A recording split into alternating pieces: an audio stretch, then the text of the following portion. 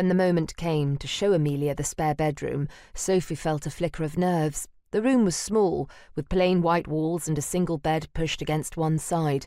A desk sat under the window, its surface bare except a single lamp. It wasn't much, but Emilia's face lit up as she stepped inside. "It's perfect," she said, running her fingers along the edge of the desk.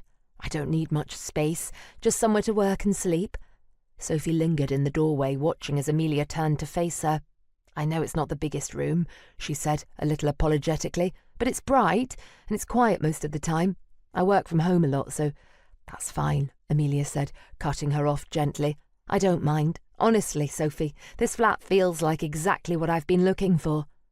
After a whistle-stop tour of the kitchen and bathroom, they returned to the living room, where Emilia stood by the coffee table, her fingers brushing the edge of the oak frame that held the photo of Sophie and Daniel in Santorini. Sophie felt a pang in her chest, but Emilia didn't say anything. She simply smiled, placing the frame back carefully. "So," Sophie said, folding her arms across her chest, "what do you think?" Emilia smiled back at her. "I think it's perfect. If you're happy to have me, I'd love to move in." Sophie hesitated for a moment, studying Emilia's face. She seemed genuine, her eyes bright with excitement, her posture relaxed but attentive. For the first time in weeks, Sophie felt a flicker of something she hadn't expected. Relief. "Okay," Sophie said, nodding. "If you're happy, then I'm happy." Emilia's smile widened. "Thank you, Sophie. I really appreciate it." They discussed the move-in details over the next half hour, Emilia pulling a small notebook from her satchel to jot down dates and questions. Her handwriting was neat and deliberate, and Sophie found herself wondering if that was how she approached everything in life, with quiet precision.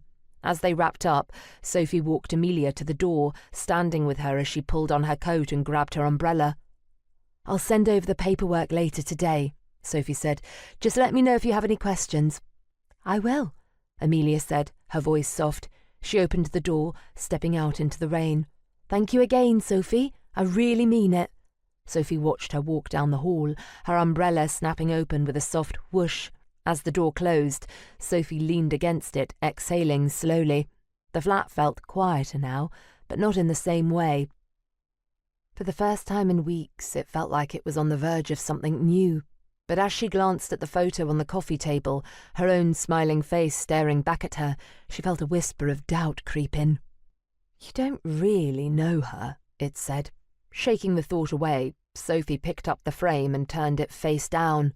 It was time to start over. And maybe, just maybe, Emilia was the first step.